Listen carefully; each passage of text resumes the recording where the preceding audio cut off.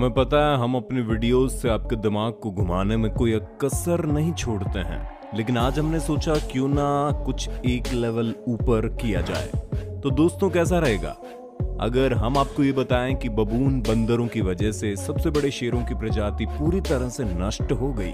और तब आप कैसा महसूस करेंगे जब आपको एक ऐसे कैटरपिलर के बारे में बताएंगे जिसकी एक्टिंग के लिए ऑस्कर अवार्ड भी कम है।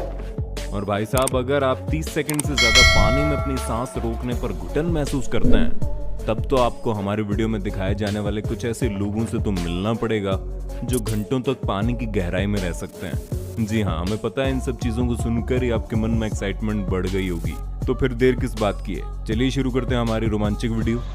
दोस्तों, ईगल्स और हॉक्स जैसे कई सारे पक्षी दिन के समय में शिकार करते हैं और बहुत ही मंजे हुए शिकारी हैं और इनका साइज भी काफी बड़ा होता है। लेकिन रात के समय का राजा तो कोई और ही है। जी हाँ, आपने बिल्कुल सही समझा, हम उल्लू की बात कर रहे हैं, जो रात के समय में अपने शिकार को चंगुल में लेने में कोई कसर नहीं छोड़ते, फिर चाहे वो साइज में इनसे बड़ा हो या फिर छोटा। उल्लू को तो सिर्फ अपने शिकार पर झपट्टा मारना होता है, जिसका नमूना आप हमारी इन वीडियोस में देख सकते हैं कि कैसे उल्लू बिना अपने शिकार को पता चले उस पर तुरंत कूद पड़ते हैं। और उल्लू ऐसा करने में इसलिए कामयाब हो जाते हैं क्योंकि न सिर्फ रात के अंधेरे में इनकी आंखें बढ़िया तरीके से काम करती है, बल्कि ये जब उड़ते हैं तो बिल्कुल भी आवाज नहीं आती, क्योंकि इनके पंख साउंड को अब्सॉर्ब कर लेते हैं। इसलिए बाकी पक्षियों का इनके अटैक से बचना लगभग असंभव हो जाता है।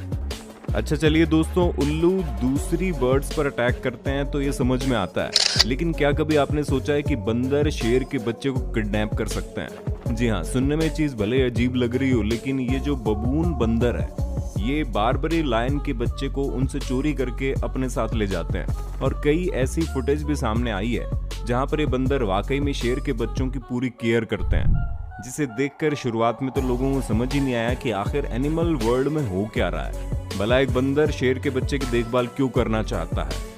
हालांकि आप इस बारे में ज्यादा कुछ सोचें उससे पहले हम आपको बता दें कि असलियत इससे बिल्कुल अलग है। ये बंदर शेर के बच्चों को इसलिए ले जाते हैं क्योंकि बारबरी लायन बंदरों को अपना भोजन बनाते हैं। अब जाहिर सी बात है कि इतने बड़े शेर से तो लड़ नहीं सकते, इसलिए इन्होंने तरकीब निकाली कि ये शेर के बच्चों को ही मारना शुरू कर देंगे, जिससे ना ही वो बड़े होंगे और ना ही बंदरों को खाएंगे। आइडिया काफी फ्यूचरिस्टिक है, जिसने काम भी किया, और इसलिए आज के समय में बारबरी लायन पूरी तरह से गायब हो चुके हैं।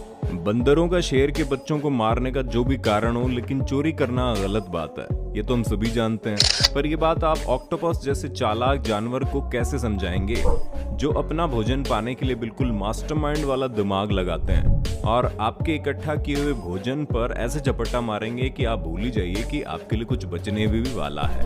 क्योंकि हम अपनी पिछली कई सारी वीडियोस में आपको ये बता चुके हैं कि ऑक्टोपस काफी स्मार्ट क्रिएचर है, जो न सिर्फ अपने आप को बंद जार से बाहर निकाल सकते हैं, बल्कि उनके लिए इम्प्रोवाइज्ड मटेरियल से शेल्टर भी बना सकते हैं। और फिर इनके लिए दूसरों का भोजन चोरी करना कोई बड़ी बात नहीं है। तभी तो आप देख सकते हैं कि कैसे ये कहीं पर भी जाकर अपने मतलब की खाने की चीज उठा लेते हैं और फिर शांति से वहां से 9, 2, 11 हो जाते हैं। अब दोस्तों, इस फिशरमैन से तो इसका शिकार चोरी हो गया, लेकिन डोलोमेडा स्पाइडर बहुत उम्दा शिकारी होते हैं, जो मछलियों को हम इंसानों से लाख गुना अच्छे से पकड़ते हैं। क्योंकि स्पाइडर किसी भी पानी वाली जगह पर जहां मछलियां रहती है उसके बिल्कुल किनारे से मछलियों के मूवमेंट को देखते रहते हैं, और जैसे इनकी नजर में कोई मछली आती है उसे अपनी तरफ आता देख तुरंत उस पर झपट्टा मार देते हैं। और ऐसा करने के लिए स्पाइडर अपने लंबे और मजबूत पैरों का इस्तेमाल करते हैं। हम आपको बता दें कि फिशिंग स्पाइडर की विंग स्पैन 8 सेंटीमीटर के होते हैं। ऐसे में बड़ी आसानी से छोटी मछलियों को अपने चंगुल में फंसा सकते हैं, और जैसे ही मछली स्पाइडर के हत्थे चढ़ जाती है ये उन्हें अपने जहर से बेहोश कर देते हैं और फिर बड़े आराम से अपना पेट भरते हैं। वैसे दोस्तों, मछली पकड़ने में केवल ये स्पाइडर ही तेज नहीं है, बल्कि एल्सेडो नाम की इस बर्ड को भी मछलियों का स्वाद बड़ा भाता है। तभी तो ये बर्ड स्पैरो से थोड़ी सी बड़ी होती है और दिखने में काफी ब्राइट है। लेकिन इनकी सबसे बड़ी खासियत यह है कि इनके शिकार करने का तरीका बड़ा दिलचस्प है। जहां आमतौर पर ये बर्ड्स पानी के ऊपर लटक रही पेड़ की डाल के ऊपर बैठ जाती है, वहां से एक टक आंख गड़ाए मछलियों पर निगरानी रखती है, और जैसे इन्हें कोई मछली दिखाई देती है ये तुरंत पानी के अंदर डाइव करते हुए उसे झपट्टे से पकड़ लेती है और उड़ते हुए उसे पानी से बाहर ले आती है। ये सारा काम इतनी तेजी से होता है कि मछलियां तो दूर की बात है, आप भी इनके इन अटैकिंग मूवमेंट को ऑब्जर्व करने बैठेंगे तो आप भी चकमा खा जाओगे कि आखिर इन्होंने इतनी स्पीड में ये कैसे कर लिया। वैसे अगर इन्हें कभी कभार मछलियां खाने का मन ना हो तो ये दूसरी वैरायटी के भी फूड आइटम्स को ट्राई कर लेती हैं, फिर चाहे वो ड्रैगन फ्लाई हो, लार्वा हो या फिर छिपकली वगैरह हो। ये किसी भी चीज को खाने में नखरे नहीं दिखाती। दोस्तों अब आप समझ चुके होंगे कि स्पाइडर और बर्ड्स मछलियों का शिकार करना बड़े ही अच्छे से सीख चुकी है। ऐसे में अगर ये पानी में रहने लग जाए तो मछलियों का नामो निशान नहीं मिलेगा। वैसे पानी में रहने से याद आया कि हम इंसान भी इस काम में कम नहीं है, और हम किसी फ्यूचर सेटलमेंट की बात नहीं कर रहे। अंडर वाटर स्काई स्क्रैपर बनेंगे, हम वहां घूमने जाएंगे, नहीं, ऐसा कुछ भी नहीं है। बल्कि थाईलैंड और बर्मा के बॉर्डर पर मोकेन ट्राइब्स रहती है, जिसमें करीब 2 से 3 हजार लोग शामिल हैं, और ये सभी लोग लगभग पूरी जिंदगी पानी में बिताते हैं, क्योंकि इनका खाना पीना तब समुंदर में ही होता है। इसलिए इनमें फिशिंग और गैदरिंग के साथ साथ पानी की गहराई में जाकर मछलियों का शिकार करना भी बखूबी आता है। और आप यकीन नहीं मानेंगे, पानी के अंदर भी इनकी आंखें इस तरह से फोकस्ड रहती हैं मानो ये इंसान नहीं बल्कि कोई सी क्रिएचर हो, जो 20 मीटर की गहराई तक बिना किसी स्पेशल इक्विपमेंट्स के कई मिनट तक पानी में बिता सकते हैं। दोस्तों इस कबीले के रहने वाले जो हंटर्स हैं वो हम इंसानों से भी एक्स्ट्रा ऑर्डिनरी इसलिए हैं क्योंकि ये बचपन से ये काम करते आ रहे हैं, इसलिए इनकी आंखें खारे पानी के बीच में फोकस करने में कामयाब हो जाती है। वैसे हम ये जानने के लिए बड़े उत्सुक हैं, क्या मोकेन्स दुनिया के सबसे गहरे पूल Y40 डीप जॉय में भी इसी तरह स्विमिंग कर सकते हैं? क्योंकि ये दुनिया का सबसे गहरा स्विमिंग पूल है, और इस चीज का अंदाजा आपको इस स्ट्रक्चर देखकर लग गया होगा, क्योंकि ये बहुत ही बड़ा ट्यूब है जिसकी गहराई 42.15 मीटर है, और इसके अंदर अंडर वाटर केव्स बने हुए हैं ताकि ड्राइवर्स ट्रेनिंग कर सकें, और विजिटर्स के लिए अंडर वाटर ग्लास टनल भी बने हुए हैं ताकि वो इस अनोखे स्विमिंग पूल को देख पाएं। और यहाँ पर कई सारे एक्सपेरिमेंट और रिसर्च किए जाते हैं। वैसे इस पूल का बनना भी एक एक्सपेरिमेंट ही तो है, क्योंकि इसे फिल करने में पूरे 9 दिन का वक्त लगता है। अच्छा चलिए दोस्तों, थोड़ी देर पानी की दुनिया से बाहर निकलते हैं और पेड़ पौधों पर अपनी नजर डाल लेते हैं। क्यों हैरान हो गए ना इन पेड़ों को देखकर कि कैसे ये प्राकृतिक तौर पर इतने पास पास होने के बावजूद एक दूसरे से मिल नहीं पा रहे हैं। जी हाँ, आप साफ साफ देख सकते हैं कि पेड़ की कोई भी जड़ दूसरे पेड़ से नहीं मिल रही है, जिन्हें देखकर ऐसा लग रहा है मानो सोशल डिस्टेंसिंग का भूत सबसे पहले इन्हीं पर सवार है। परंतु दोस्तों, क्राउन